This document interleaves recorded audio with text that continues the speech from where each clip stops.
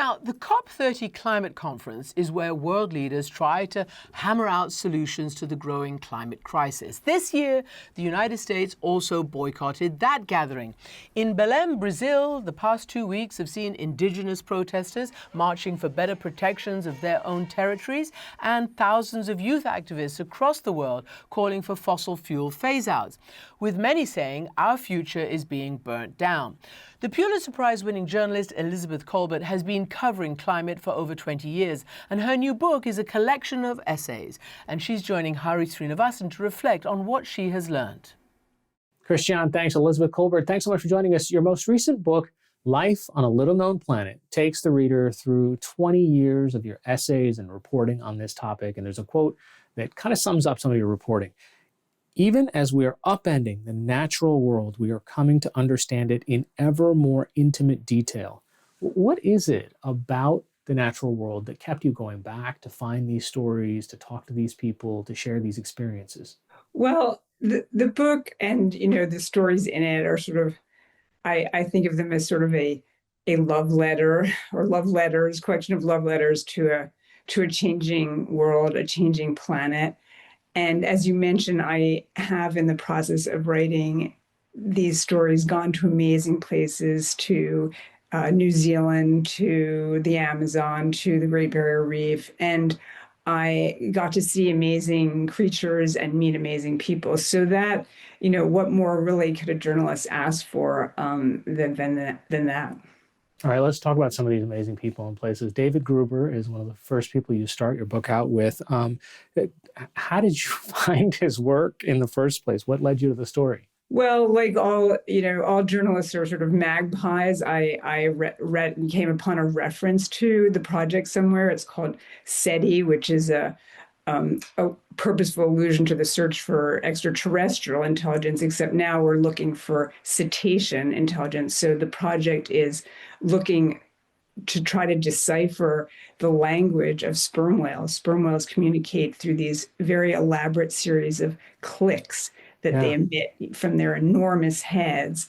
And David came up with this idea in concert with some very eminent computer scientists. Could we use machine learning and AI to try to decipher this? It's a big project, and it's a really fascinating project. And I got to spend a week out with them listening to whales, and in the process actually saw a sperm whale give birth, which was just an extraordinary experience. There's an essay where the book gets its title, Life on a Little-Known Planet. It's a profile of an entomologist, David Wagner, and he was in the middle of something pretty audacious.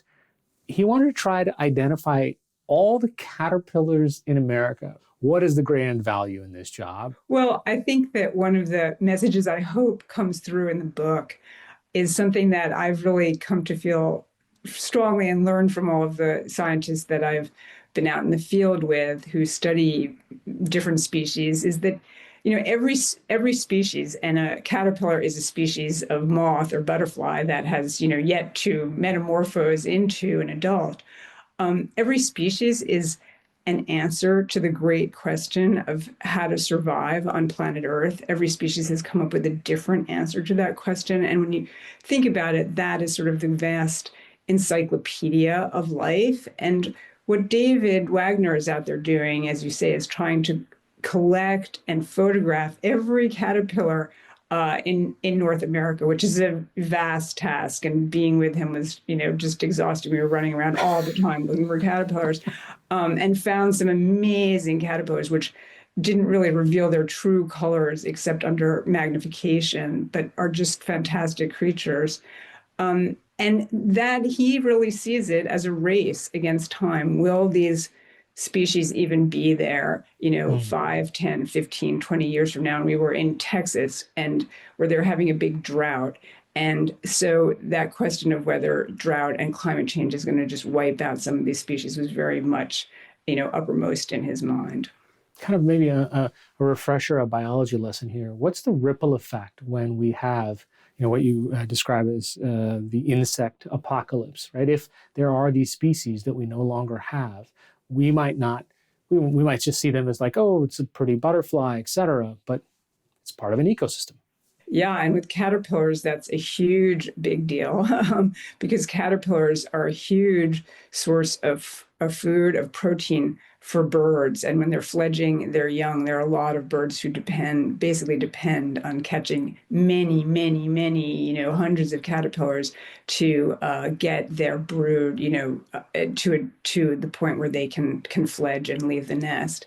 So, everything, including creatures that we find pesty and irritating, is probably a food source for other creatures. And in the case of insects, that couldn't be more true. I mean, birds, insectivorous birds, fish, everything up the food chain from insects depends on them. And so when you're messing around with your insects populations, you are really messing around with something pretty fundamental to our ecosystems. You've got a section called Big Ideas, and one of them is carbon sequestration, or taking the CO2 out of the air and figuring out how to push it back underground. There are places where this is happening right now. It's an incredibly small scales. Why is it so important? Well, one of the interesting things about, how we tend to go about life these days, I suppose, and when I say we, I am speaking very broadly about, people, or certainly people in the global north, is that we introduce things into the environment and then we decide, okay, well, maybe that wasn't such a great idea. Plastics, for example, being, exhibit A these days, but certainly carbon dioxide is way, way up there. So we're emitting, billions of tons a year of carbon dioxide into the atmosphere. And that's warming our planet. We kind of all know that at this point. We kind of all experience it. And if you want to keep temperatures from exceeding 1.5 degrees, which we're basically at already, you really need to start taking big, big amounts of CO2 out of the air again. And the challenge here, as you say, the technology does exist to do this. The challenge is that it takes energy. And if you're using that energy, to take the CO2 out of the air, then you sort of say to yourself, well, okay, well, let's just not put the CO2 up there to begin with. And that is a big debate that's going on, even as we speak. As you read these different essays, you find that so much of how human beings approach just life is the framing of things, whether or not this is a problem, how urgent is this problem, what should we do about it? One of the people that you have, the scientist that you spoke with, Klaus Lackner, he kind of argues really that our sort of moral imposition is part of the problem, in that he says such a moral stance makes virtually everyone a sinner and makes hypocrites out of many who are concerned about climate change, but still partake in the benefits of modernity, right? How do you think about that framing? Meeting Klaus was a really interesting experience. He's one of the pioneers in carbon capture, and his point was really, look, we produce waste. We all produce waste. We all, and we treat it as such. We, treat it as garbage that needs to be collected. We don't say, well, you can't produce any waste, and we should treat carbon dioxide the same way. And that's a very attractive argument. When I was talking to Klaus, I found it extremely compelling. The question is, or a question is that practical? That gets back to these questions that of energy use. This is just not something that is going to happen magically. Although I will say that, when people go out and talk about planting trees absorb carbon dioxide. So that is sort of a win-win on the carbon capture front. But, I think that one of the lessons of, unfortunately, the last few decades is that these problems which we tend to create at scale, we're really good at scaling things up, are really hard to confront at scale. So carbon capture, I think, probably does have a place on a small to medium scale, but whether it can ever be scaled to the extent that we just treat carbon dioxide as any other, sort of waste product, that's probably very, very, very difficult. And there's also seems to be a race for, how to win market share of public opinion. I mean, just recently, Bill Gates wrote an essay, and he argued that the financial resources we're talking about with climate change should be shifted to sort of supporting humans. His quote was, "Although climate change will have serious consequences, particularly for people in the poorest countries, it will not lead to humanity's demise." He says, health and prosperity are the best defense against climate change. What do you think about that? Well, I guess I have two reactions. First of all, not lead to humanity's demise is a pretty low bar. It will lead to a great deal of suffering. We see that, practically every other week now with some climate-related disaster that costs a lot of people their lives and costs even more people their livelihoods. We just saw that, with Hurricane Melissa, which was a very, very severe storm, very rapidly intensifying hurricane that hit Jamaica. So I think that, this notion that we could just reassign resources and let climate change continue sort of unabated, and that somehow we're going to make people so prosperous that this isn't going to matter. I find that very hard to believe, unfortunately. But that is kind of an argument that's out there. What we really need is just, more prosperity, not to deal with the actual root cause of the problem. I think it's pretty rare that you can deal with a problem when you don't deal with the root cause of it. You also profile James Hansen, who we have been alive long enough to remember when he started with his testimony in front of Congress, talking to people over and over again and saying, "Hey, this is a huge problem." You have kind of an excerpt from an essay that you published. This was in 2009. It says you wrote, Hansen has now concluded that the threat of global warming is far greater than even he had suspected. Carbon dioxide isn't just approaching dangerous levels; it is already there. Unless immediate action is taken, including the shutdown of all the world's coal plants within the next 2 decades, the planet will be committed to change on a scale society won't be able to cope with. We're now almost at the 20-year mark of when that essay was published, when those predictions came true. What is it like revisiting that? I think, unfortunately, Jim has had an sort of unfortunate habit of being right throughout his career. I mean, he made very, very bold predictions at a time when people were really debating whether you could see the signal of climate change, whether it had emerged from the sort of noise of natural climate variability. And Jim was one of the first people who said it had. And in retrospect, when people go back and look at it, they say, yes, he was right. And he made, just a series of very legible predictions that have all come true. And I think Jim's point there and is, it would be very interesting to get Jim in conversation with Bill Gates. You can't, you don't get this planet back. Once you take the climate in a new direction, you don't control it anymore, and you don't get back the climate that you once had. And what is really, I think, crucial to understand is, all of human civilization developed during this time that we now know was a time of relatively rare climate stability. And if you say we're all dependent, we all live on coasts, we all live in places that have been formed by the climate of the last 10,000 years, and now we're really rapidly changing it, what could go wrong? And now we're seeing, unfortunately, what could go wrong. And I think that reading Jim's really eloquent pleas, almost 20 years later, is kind of heartbreaking, because one of the points I think that Jim would make, and Jim was doing this in the 70s, is we had all the information that we needed back in the 1970s to know that we were facing a big problem, and we didn't act on it.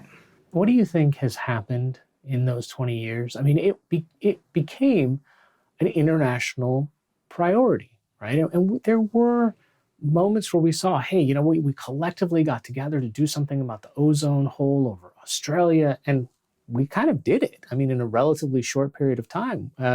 We had the Paris Accords, the planet started to make these commitments, and then you see it just kind of being rolled back. What happened?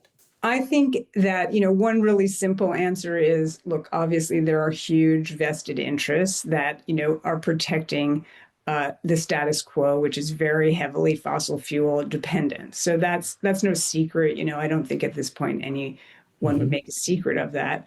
And we're certainly seeing this administration really trying to cater to fossil fuel interests and, really trying to kneecap other emerging clean technology industries. That, once again, it's hard to argue with that. I think that's just what's going on.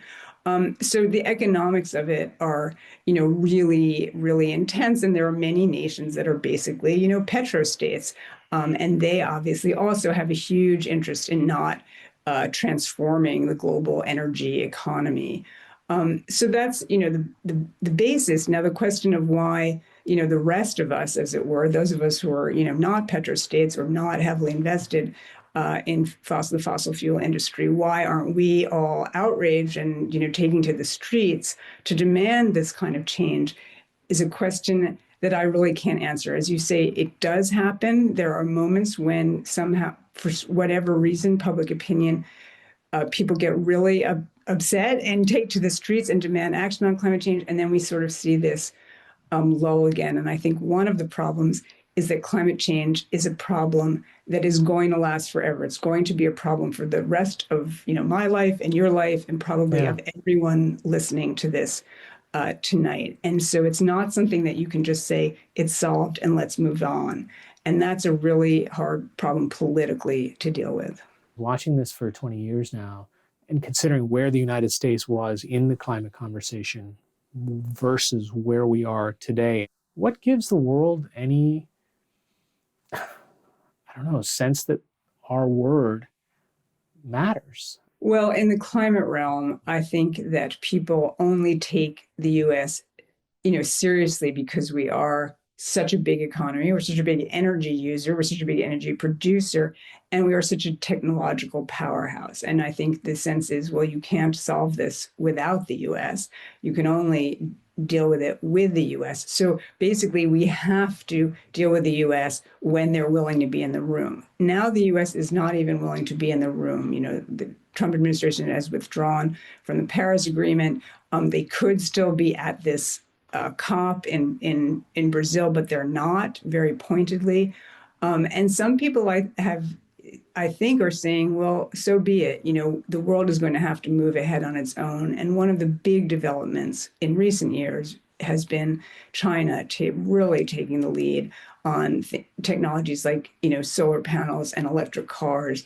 And a lot of people will say, and I'm not an economist, but a lot of people will say they're going to eat our lunch because we are turning our back. We are going back to, sort of 19th century technologies, and they are moving into, the 22nd century economy. And so that is a question, whether we're not only doing a disservice to the world because we're, simply not willing to be there at the table and acknowledge our role in this huge global problem, this problem that we've to a certain extent foisted off on people in the developing world who did very little to cause it. But also, are we shooting ourselves, and I hope this isn't too much of a metaphor, in the foot, by turning our back on the economy of the future?